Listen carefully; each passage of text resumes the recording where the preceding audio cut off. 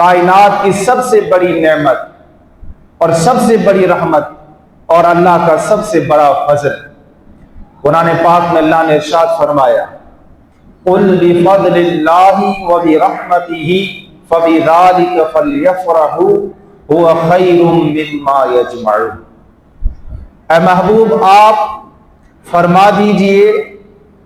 کہ اللہ کا فضل اور اللہ کی رحمت ملنے پر لوگوں کو چاہیے کہ وہ فرح کریں، خوشی منائیں، خوشی کا اظہار کریں۔ هُوَ خَيْرٌ مِّمَّا يَجْمَعُونَ، یہ اللہ کی رحمت اور اس کا فضل ملنے پر جو خوشی کرنا ہے یہ ان تمام چیزوں سے افضل اور اعلیٰ ہے جو جمع کر کے رکھتے ہیں، اور یہ خوشی منانا، شکر کرنا اللہ کا فضل اور رحمت ملنے پر یہ اعلیٰ اور افضل چیز ہے۔ اب قرآن میں فرمایا کہ اللہ کا جب فضل ملے اور رحمت ملے تو خوشی مناؤ، فرح کا اظہار کرو۔ اب قرآن میں اللہ نے فرمایا کہ رحمت ملے، اب حضور صلی اللہ علیہ وسلم دونوں جہاں کی رحمت ہے۔ وَمَا أَرْسَلْنَاكَ إِلَّا رَحْمَةً لِلْعَالَمِينَ، اے محبوب ہم نے آپ کو دونوں جہاں کے لیے رحمت بنا کر بھیجا ہے۔ دونوں جہاں کے لیے جو رحمت ہو، جب وہ رحمت ہمارے اوپر آئی اور اللہ نے مبعوث فرمایا، اللہ نے ہمیں ان کا امتی بنایا، تو ان کی ولادت پر ہم خوشی کیوں نہ منائیں؟ ان کی ولادت پر، ان کی میلاد پر ہمارا دل خوش کیوں نہ ہو کہ وہ سب سے بڑھ کر رحمت ہے، بلکہ سب کچھ اگر کسی کو ملا ہے تو وہ حضور صلی اللہ علیہ وسلم کے صدقے ملا ہے۔ اور فرمایا کہ اللہ کا فضل ملے تو بھی لوگوں کو چاہیے کہ وہ خوشی کرے، خوشی کا اظہار کرے اور لوگوں کو بتائے کہ اللہ کا فضل ہم پر ہوا ہے اور ہم خوش ہیں، خوشیاں منا رہے ہیں، ہمارے دل مسرور ہے۔ تو حضور سے بڑھ کر اللہ کا فضل کون ہوگا؟ فرمایا لَقَدْ مَنَّ اللَّهُ عَلَى الْمُؤْمِنِينَ إِذْ بَعَثَ فِيهِمْ رَسُولًا، بے شک میں نے مومنین پر احسان فرمایا کہ ان میں نے اپنا رسول مبعوث فرمایا۔ میں نے مومنین پر فضل فرمایا، کرم فرمایا کہ میں نے اپنا رسول ان میں مبعوث فرمایا۔ تو حضور صلی اللہ علیہ وسلم کو دے کر اللہ احسان جتلا رہا ہے کہ اگر کوئی میرا سب سے بڑا فضل ہے، اگر کوئی میرا سب سے بڑی کرم نوازی ہے تم پر، تو وہ امام الانبیاء نبی آخر الزمان صلی اللہ علیہ وسلم کی ذات اقدس۔ تو جب رحمت بھی حضور سب سے بڑی ہے اور فضل بھی حضور سے بڑھ کر کوئی نہیں ہے، تو فرمایا اس نعمت، اس فضل اور اس رحمت اور اس کرم پہ ملنے پہ چاہیے کہ خوشیاں منائے اور دل مسرور ہو۔ جب نبی کریم صلی اللہ علیہ وسلم کی ولادت ہوئی اور آپ صلی اللہ علیہ وسلم حضرت سیدہ بی بی آمینہ رضی اللہ تعالی عنہا کے بطن اقدس میں تھے، ولادت کا وقت قریب ہوا تو ابو لہب جو حضور کا چچا تھا اور اسلام نہیں لایا، کلمہ نہیں پڑھا اور انکاری کرتا رہا اور کفر پر اس کی موت ہوئی، اس کی ایک خادمہ تھی جس کا نام تھا سویبہ، اور انہوں نے آ کے ابو لہب سے کہا کہ تیرے ہاں بھتیجے کی ولادت ہوئی ہے، تیرے بھائی جو انتقال کر گئے حضرت عبداللہ، ان کے ہاں بیٹے کی ولادت ہوئی ہے، میں تمہیں خوشخبری دینے آئی ہوں۔ تو ابو لہب نے محمد رسول اللہ سمجھ کر نہیں بلکہ اپنا بھتیجا سمجھ کر کہ میرے جو ہے وہ بھائی کے گھر بیٹے کی ولادت ہوئی ہے، میرا بھتیجا ان کی ولادت ہوئی ہے، تو اس انگلی سے، شہادت کی انگلی سے اس سویبہ کو کہا کہ تو نے مجھے خوشخبری سنائی ہے کہ میرے ہاں بھتیجے کی ولادت ہوئی ہے، لہذا تو میری خادمہ ہے، تو نوکرانی ہے، لیکن میں اس خوشی میں تجھے آزاد کرتا ہوں۔ اب اس انگلی سے ابو لہب نے اشارہ کیا اور آزاد کر دیا۔ اب ہوا کیا، ابو لہب مر گیا اور حضرت عباس بن عبد المطلب جو حضور کے چچا ہیں، جو اسلام لائے، آپ رضی اللہ تعالی عنہ نے خواب دیکھا اور ابو لہب آپ کو خواب میں آیا آپ نے پوچھا کہ اے ابو لہب بتاؤ تیرے اوپر کیا گزری کہ تو نے تو کلمہ بھی نہیں پڑھا اور حضور کے انکار میں تیری زندگی گزر گئی، مسلمان بھی نہیں ہوا، اسی حالت میں چلا گیا، بتاؤ تیرے ہاں کیا گزری، تیرے ساتھ کیا معاملہ ہوا؟ تو ابو لہب کہنے لگا کہ ہر وقت چاروں طرف سے عذاب میں مبتلا ہوتا ہوں، آگ مجھے گھیرے ہوئے ہے، ہر طرف میں عذاب کے اندر ہوتا ہوں، لیکن جب پیر کی رات آتی ہے، سوموار کا دن اس کی رات آتی ہے، تو اس انگلی سے، شہادت کی انگلی سے مجھے پانی پلایا جاتا ہے، میں وہ انگلی اپنے منہ میں رکھتا ہوں اور اپنے سارے ہفتے کی پیاس بجھاتا ہوں۔ وہ پتہ ہے کیوں دیا جاتا ہے کہ جب میری خادمہ سویبہ میرے پاس پیغام لائی کہ اے ابو لہب تیرے ہاں بھتیجے کی ولادت ہوئی ہے، تو میں نے اللہ کا رسول سمجھ کر نہیں بلکہ اپنا بھتیجا سمجھ کر اس کو اس خوشخبری سنانے پر آزاد کر دیا۔ اللہ تعالیٰ کا فضل اس پر یہ ہوا کہ میں تو کافر ہو کر مر گیا، لیکن پھر بھی پیر کی رات آتی ہے تو اس احسان پر اللہ تبارک و تعالیٰ اس انگلی کے ذریعے مجھے پانی پلاتا ہے، سارے ہفتے کی پیاس بجھاتا۔ اب شاہ ولی اللہ محدث دہلوی رحمت اللہ تعالی علیہ نے اس حدیث کو بیان کیا اور اس کے نیچے آپ نے ایک واقعہ لکھا، حضرت شاہ عبد الرحیم محدث دہلوی رحمت اللہ تعالی علیہ جو آپ کے والد صاحب تھے، اور یہ وہ عالم ہیں جو ہر مقام پر مشہور ہیں، ہر مکتبہ فکر ان کی فکر کو مانتا ہے اور حدیث کو مانتا ہے، اور یہ جید عالم ہے، اللہ کی ولی ہے۔ فرماتے ہیں شاہ ولی اللہ کہ میرے والد شاہ عبد الرحیم محدث دہلوی رحمت اللہ تعالی علیہ ہر سال 12 ربیع الاول کا دن آتا تو آپ کچھ خیرات کرتے، حضور کی خوشی میں کچھ پکاتے اور غریبوں مسکینوں میں آپ بانٹ دیا کرتے تھے، دعا پڑھ کے غریبوں مسکینوں میں بانٹ دیتے۔ فرمایا ایک سال ایسا آیا کہ گھر میں کچھ بھی نہ تھا اور آپ نے صرف دعا کی، کچھ پکایا نہیں، تو آپ نے جب گھر میں اور کچھ نہ موجود تھا تو چھولے رکھے ہوئے تھے، آپ نے چھولے بن کر اور اللہ تعالیٰ کی راہ میں اور حضور کی میلاد کی خوشی میں دعا پڑھ کر غریبوں فقراء مساکین کو کھلا دیا، اور کہا کہ اس سال اتنی مالیت نہیں ہے کہ میں حضور کے میلاد کے لیے کچھ کر سکا، لیکن اتنا ہی ہے، حضور قبول فرما لیں۔ اب شاہ ولی اللہ محدث دہلوی رحمت اللہ تعالی علیہ لکھتے ہیں کہ رات کو جب میرے والد صاحب آرام کرنے لگے تو خواب میں رسالت مآب صلی اللہ علیہ وسلم تشریف لے آئے۔ حضور صلی اللہ علیہ وسلم تشریف لے آئے اور آپ صلی اللہ علیہ وسلم مجھے دیکھ کر مسکرا رہے ہیں۔ جو تھال چھولے کا میں نے خیرات کیا حضور کی میلاد کی خوشی میں،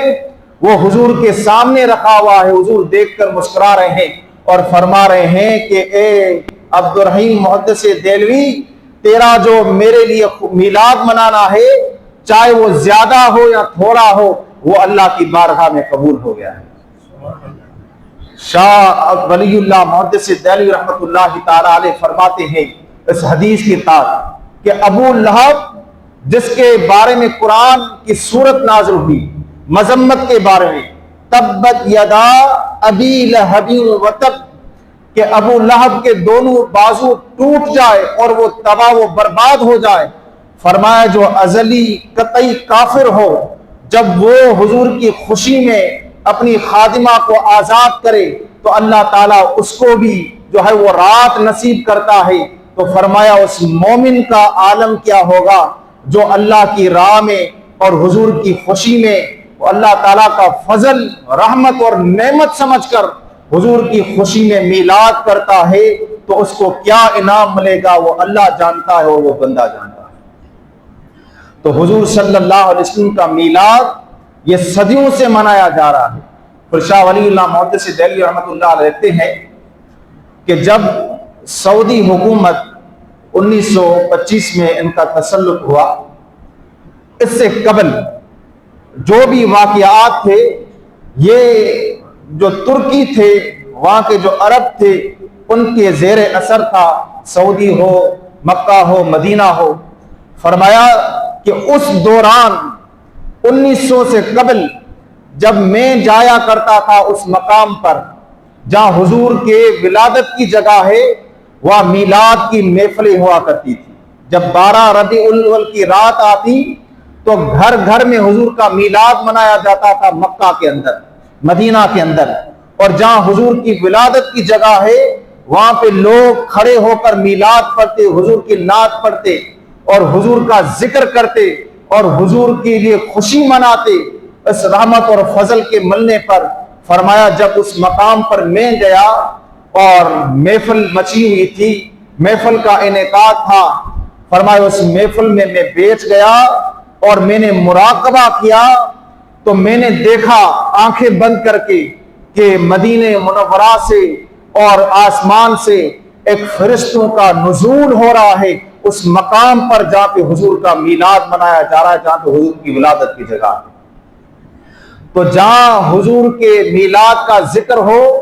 وہاں رحمتوں کا نزول ہوتا ہے، کیونکہ سب کچھ ہمیں ملا ہی اس کے صدقے ہے۔ اور پھر اللہ تبارک و تعالی ایک مقام پر ارشاد فرماتا ہے وَذَكِّرْهُمْ بِأَيَّامِ اللَّهِ، اور اللہ کے دنوں کو یاد کرو۔ اب اللہ تعالیٰ کے دن، اللہ تعالیٰ کے ایام دو طرح کے ہوتے ہیں۔ یا تو اللہ تعالیٰ نے کسی قوم پر عذاب کیا تو اللہ فرماتا ہے کہ ان دنوں کو یاد کرو جن کاموں کی وجہ سے ان پر عذاب آیا، ان پر عذاب مسلط کیا گیا، وہ کام نہ کرو کہ تمہارے اوپر بھی وہ عذاب آئے۔ یا تو اس دنوں کو یاد کرو یا پھر اللہ تعالیٰ کے وہ دن جو اللہ تعالیٰ نے بندوں پر نعمتیں کی، جن اعمال کی وجہ سے، جن ہستیوں کی وجہ سے، فرمایا ان ایام کو یاد کرو، یہ اللہ تعالیٰ کے دن ہیں۔ حضرت یحییٰ علیہ السلام نے اپنے اوپر سلامتی بھیجی، فرمایا سلام ہو اس دن پر جب میری ولادت ہوئی۔ حضرت عیسیٰ علیہ السلام پر سلامتی بھیجی گئی، کا سلام ہو اس دن پر جس دن حضرت عیسیٰ روح اللہ کی ولادت ہوئی۔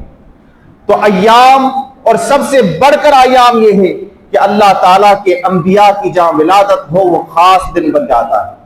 اور پھر حضور کی ولادت، آپ صلی اللہ علیہ وسلم کی آمد جب آپ کی ہو رہی تھی تو اس سے قبل کفار کا طریقہ یہ تھا، جب وہ کسی جنگ میں جایا کرتے اور اس کے بعد جب جنگ لگنے والی ہوتی تو وہ ہاتھ اٹھاتے،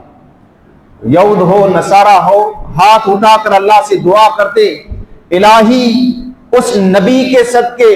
جو آخر میں تو نے مبعوث کرنا ہے، جن کی ولادت آخری زمانے میں ہوگی، نبوت کا تاج ان کے سر پر ہوگا، آخری نبی ہوں گے، ان کے صدقے میں اس جنگ میں ہمیں فتح یابی عطا فرما۔ اور پھر جب حضور کی ولادت ہوئی تو وہ مکر گئے اور پہچاننے سے انکار کر دیا، ان کا یہ معمول ہوا کرتا تھا۔ تو نبی کریم صلی اللہ علیہ وسلم کی ولادت سے قبل بھی یہ شورا تھا کہ ایک نبی نے آنا ہے جس کے آنے سے انقلاب برپا ہوگا، ظلم مٹ جائے گا، عدل و انصاف کا بول بالا ہوگا، جو ظلم کے چکی میں پیسے جا رہے ہیں ان کو انصاف ملے گا اور رحمت کا بھاؤ چلے گا، اور وہ رحمت للعالمین بن کر تشریف لے کے آئے۔ اور پھر کیا عالم تھا، قرآن نے اس کا ذکر کیا، فرمایا وَاذْكُرُوا نِعْمَةَ اللَّهِ عَلَيْكُمْ، اپنے اوپر اس اللہ کی نعمت کا جو اللہ نے کی اس کو یاد کرو، اس کا ذکر کرو۔ کون سی نعمت؟ اِذْ كُنْتُمْ أَعْدَاءً، وہ نعمت جب تم آپس میں دشمن تھے، فَأَلَّفَ بَيْنَ قُلُوبِكُمْ، پھر اس نعمت کے آنے سے اللہ تعالیٰ نے تمہارے دلوں کے اندر الفت ڈال دی، اس نے محبت ڈال دی۔ فَأَلَّفَ بَيْنَ قُلُوبِكُمْ فَأَصْبَحْتُمْ بِنِعْمَتِهِ إِخْوَانًا، اور اس نعمت کے بدلے تم پہلے دشمن تھے، اس نعمت کے بدلے تم بھائی بھائی ہو گئے اور دشمنیاں ختم کر دی۔ فرمایا اس نعمت کو یاد کرو جس کے آنے سے تمہارے اوپر رحمت کا نزول ہوا، دشمنیاں ختم ہوئی، اور پھر اس نعمت کے ذریعے اللہ تعالیٰ نے تمہیں دوزخ سے بچا لیا۔ فَأَنْقَذَ مِنْكُمْ، تم جہنم کے گڑھے کے کنارے پر کھڑے تھے، اللہ تعالیٰ نے اس نعمت کو اتار کر اس نعمت کے بدلے اللہ تعالیٰ نے تمہیں جہنم سے آزادی عطا فرما۔ اب جو معاشرہ کفر اور دلالت کے اندر گرا ہوا تھا، جو معاشرہ جنگوں کے اندر گرا ہوا تھا، جو معاشرہ ظلم اور بربریت کا ان کا رواج تھا، بیٹیوں کو زندہ درگور کر کیا کرتے تھے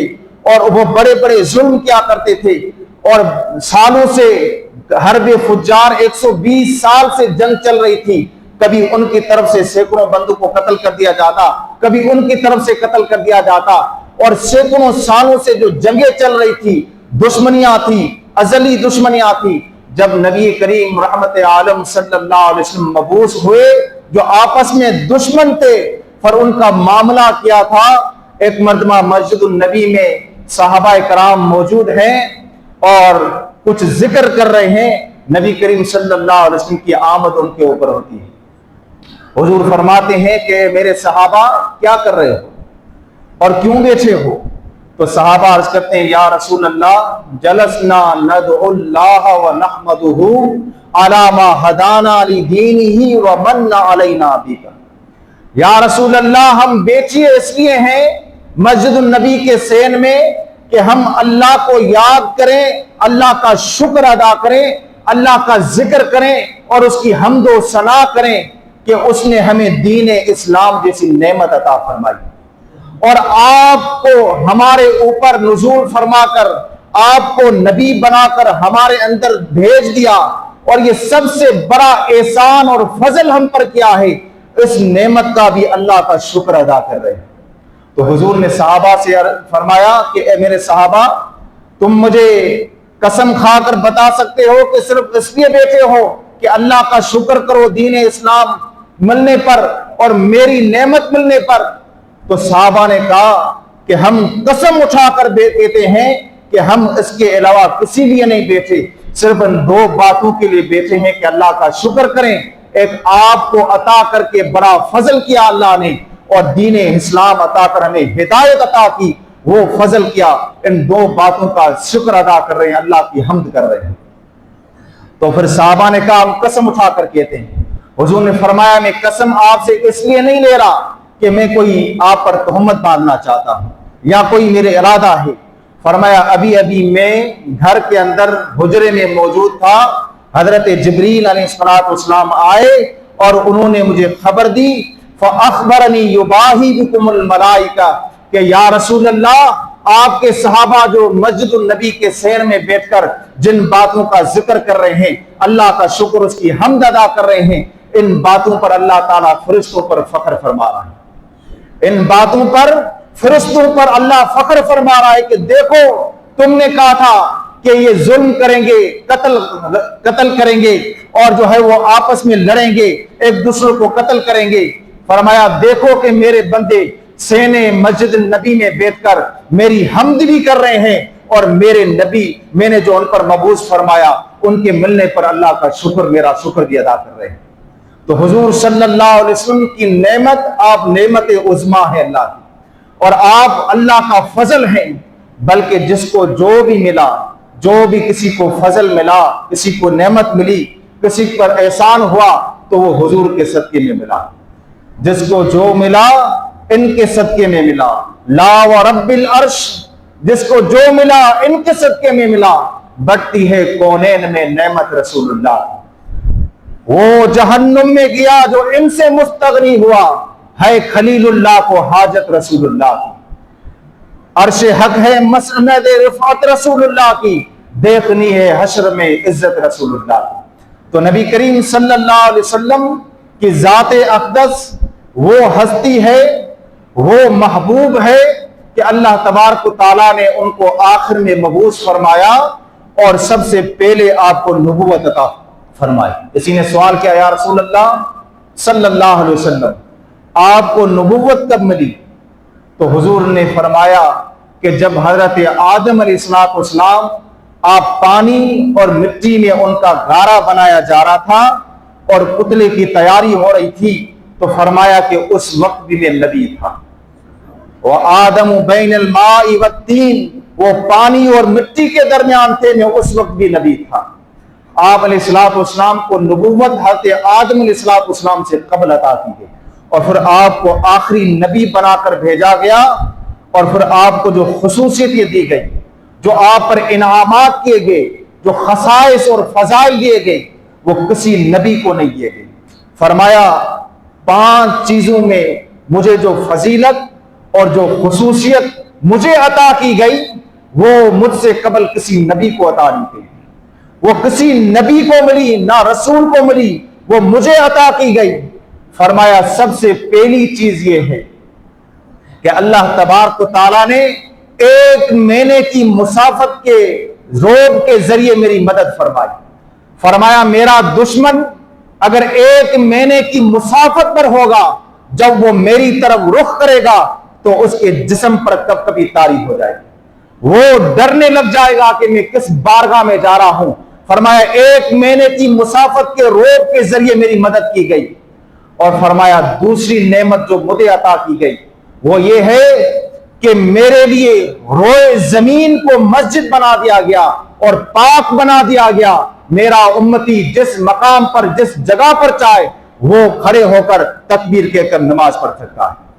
फरमाया किसी और नबी के लिए नहीं थी ये, उनके लिए खास जगहें मुकर्रर थी। कोई गिरजाघर था, कोई दूसरा था, उनमें जाके इबादत किया करते थे। लेकिन मेरी उम्मत के लिए अल्लाह ने मुझ पर ये इनाम किया है, चाहे वो जमीन में हो, खेती बाड़ी कर रहा हो, चाहे वो काम पे हो, चाहे कारखाने में हो, चाहे वो ऑफिस में हो, मस्जिद दूर है तो मुसल्ला बिछाकर वही नमाज पढ़े, अल्लाह ताला उसको उसी मकाम पर उसकी नमाज कबूल फरमाए।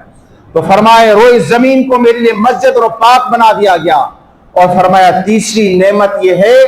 कि दूसरी उम्मतों के लिए माले गनीमत हलाल नहीं था, मेरे लिए मेरी उम्मत के लिए माले गनीमत हलाल कर दिया गया। और चौथी नेमत अल्लाह तबारक तआला ने जो मुझे अता फरमाई वो है वो शफात कुबरा,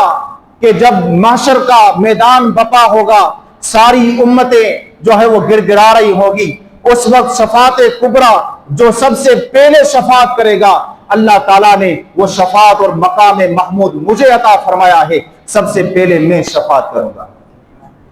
और 5वीं बात फरमाई कि 5वां मुझ पर जो एहसान हुआ अल्लाह का, जो खुसूसियत और फजीलत अता की, किसी नबी को अता नहीं हुई। जो भी नबी आता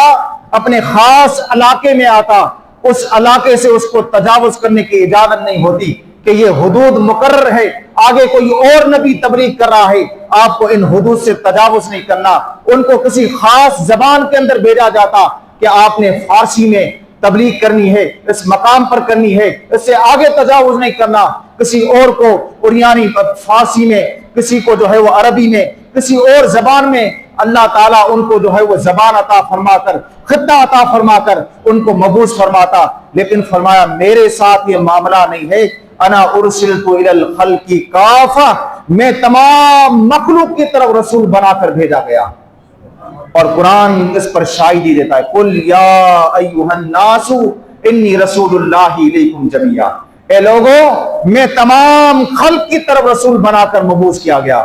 और एक मकाम पर इरशाद फरमाया कि इन्ना अरसलनाका शाहिदन व मुबश्शिरन व नदीरा व दाइयन इलल्लाहि बिइज़्निही व सिराजम मुनीरा। और एक और मकाम पर इरशाद फरमाया कि वमा अरसलनाका इल्ला काफतल लिन्नासि बशीरन व नदीरा वलाकिन्न अक्सरन नासि ला यअलमून, मुझे तमाम मखलूक की तरफ रसूल बनाकर भेजा गया है। अब मखलूक में फरिश्ते भी आ गए, मखलूक में इंसान भी आ गए, मखलूक में जिन्नात भी आ गए, मखलूक में चरंदो परंद हर मखलूक आ गई। तमाम मखलूक की तरफ रसूल और नबी बनाकर मबूस किया गया और तमाम जुबानें भी मुझे अता कर दी गई। सूरह जिन पढ़ के देखें, जिन का एक ग्रोह आया हुजूर की बारगाह में और उन्होंने फिर हुजूर की बातें सुनी और उसके बाद जब अपने कबीले में गए उन्होंने कहा कि अल्लाह ताला ने हज़रत मूसा कलीमुल्लाह के बाद एक और रसूल मबूस फरमाया है, उनको भी किताब अता फरमाई है, जाओ आ जाओ उनकी बातें सुनो, वो कैसी बातें करता है, अल्लाह की वही की बातें करता है। वो जिन का एक ग्रोह पूरा कबीला हुजूर की बारगाह में आया और हुजूर का कलमा पढ़ के मुसलमान हो गया। तो जिनों पर भी हुकूमत है। इसी वजह से अल्लामा बोसरी रहमतुल्लाहि ताला अलैह ने कहा था, मुहम्मदुन सय्यदुल कौनैनि वत्थक़लैन, वल-फरीक़ैनि मिन उरबिन व मिन अजमी। फरमाया मोहम्मद सल्लल्लाहु अलैहि वसल्लम सरदार हैं इस जहान के भी और उस जहान के भी। वो फरिश्तों का जान है, उनके भी सरदार हैं, जो अगले पिछले गुजर गए उनके भी सरदार हैं, और इंसानों के भी सरदार हैं। वल-फरीक़ैनि मिन उरबिन व मिन अजमी, वो अरब के भी सरदार हैं, वो अजम के भी सरदार हैं। तो नबी करीम सल्लल्लाहु अलैहि वसल्लम की तारीफ और तौसीफ जो करता है अल्लाह ताला उसका मकाम बढ़ा देता है। हसन बिन साबित ने कहा कि जब मैं हुजूर की तारीफ करता हूं तो मैं जो है वो शेर व शायरी के जरिए हुजूर की तारीफ नहीं करता, बल्कि जब मैं हुजूर की शेर व शायरी करता हूं तो मेरी शायरी पर 4 चांद लग जाते हैं, मेरी शायरी मशहूर हो जाती है। अल्लामा इकबाल से किसी ने पूछा कि आपकी शायरी बड़ी मशहूर है, जबान ज़दे आम है, बड़े बड़े लोग इसको कलाम पढ़ते हैं, जबान पर ले आते हैं, क्या वजह है? तो आपकी तासीर जबान में कलाम में इतनी तासीर कैसे आई? तो अल्लामा इकबाल ने कहा कि मैं जब हुजूर के इस नात को पढ़ने लगा, शेर व शायरी करने लगा, तो सबसे पहले मैंने 1 करोड़ मरतबा हुजूर की ज़ात अक़दस पर दुरूद व सलाम पढ़ा, और दुरूद व सलाम पढ़ने के बाद मेरी शायरी में वो तासीर आई है, चाहे वो अरब हो, अजम हो, कोई इलाका हो जहां पे अल्लामा इकबाल की शायरी पढ़ी नहीं जाती। फरमाते हैं लो भी तू कलम भी तू तेरा वजूद अल किताब। फरमाया कि मोहम्मद से वफा तूने है तो हम तेरे हैं, ये जहां चीज है क्या लो कलम तेरे हैं। फरमाया हो ना ये बुलबुल तो बुलबुल का, हो ना ये फूल तो बुलबुल का तरन्नुम भी ना हो, चमने दहर में कलियों का तबस्सुम भी ना हो ना ये साकी तो मैं भी ना हो, खुम भी ना हो, बज़्म तौहीद भी ना हो, नबज़ हस्ती तपश आमादा असी नाम से है, ख़ैमा अफलाक का इस्तादा असी नाम से है। फरमाया आसमान जुड़ा हुआ है, खड़ा हुआ है, जमीन साकिन है, इस पर लोग चल रहे हैं, तो किस वजह से है? ये हमारे हुजूर का करम है, इस वजह से अभी तक जान जुड़ा हुआ है।